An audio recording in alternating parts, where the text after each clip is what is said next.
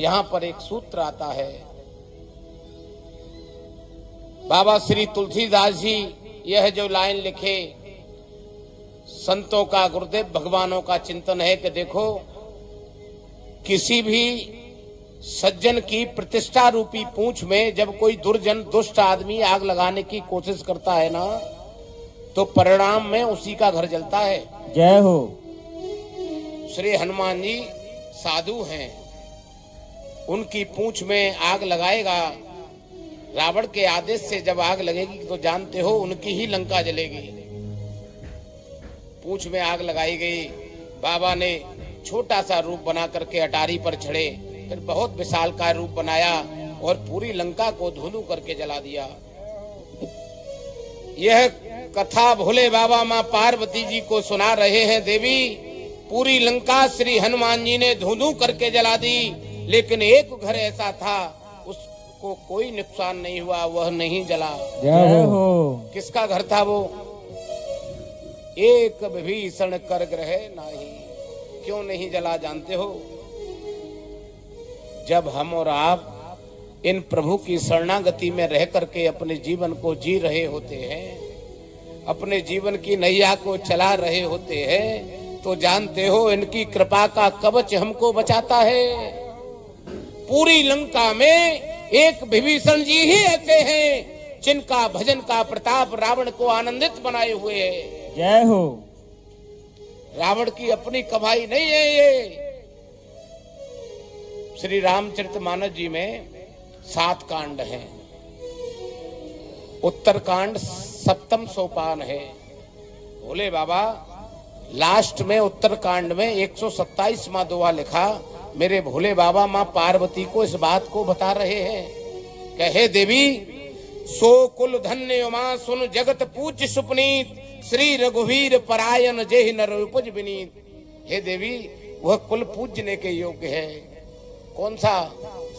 जिस कुल में प्रभु के नाम को लेने वाला उत्पन्न होता है, पैदा होता है। और इतना नहीं देवी, जिसके घर में एक भी भजनानंदी हो, उसकी 27-21 पीढ़ियां आनंद करती हैं। जय हो। 10 पीढ़ी पितृपक्ष की, 10 पीढ़ी मातृपक्ष की ननिहाल, और एक वह स्वयं जिसमें आनंद ले रहा है। यहाँ जो आज यह श्री सुंदरकांड जी का पाठ चल रहा है, बहुत दिनों से योजना बनाई जा रही होगी। आज क्यों यह शुभ अवसर आया? हमारे पितृदेवों की तपस्या फलीभूत हो गई, ठाकुर की कृपा का संयोग बन गया। अरे तब जाकर के यह दिव्य संयोग बना। मेरी सबसे करबद्ध प्रार्थना है, अगर जीवन में कुछ भी क्षणिक आनंद आ रहा है, इनका प्रतिदिन धन्यवाद करो। हे ठाकुर, तेरी बड़ी कृपा है। जीवन को सुखमय बनाना चाहते हैं हम और आप, उलझनों से बाहर आना चाहते हैं, खुद को तपना होगा, खुद को करना होगा। हमारे ये जो स्वयं के हाथ है ना, कर नित करहि राम पद पूजा, राम भरोस हृदय नहीं दूजा। जब हम स्वयं के कर कमलों से सेवा करेंगे, तभी जीवन में आनंद आएगा। तो विभीषण जी भजनानंदी हैं। रावण के लंका जो आनंदित बनी है, वो केवल एक विभीषण जी के भजन के प्रताप से बनी है। हम आप भी अपने ग्रस्त जीवन को आनंद में बना सकते हैं। कैसे बनेगा? दूसरों से कुछ मत चाहो, स्वयं तपने लग जाओ, स्वयं करो। हम जब कुछ क्षण ही ठाकुर को मध्य में विराज कर किसी भी कार्य को करने का नियम बनाएंगे, समझ लेना कुछ ही दिन के बाद जीवन में अलौकिक आनंद आने लगेगा। जय हो। और इतना नहीं, जितने लोग आपके साथ रहते होंगे, वो भी धीरे धीरे धीरे धीरे आनंद में रहने लगेंगे।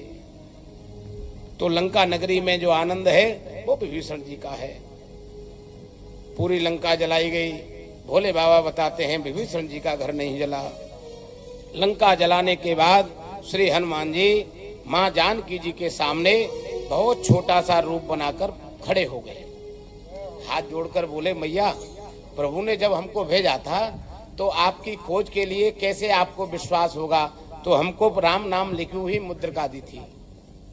माँ, आपके आशीर्वाद से आपका पता भी लग गया, आपने हमको अमोघ आशीर्वाद भी दे दिया।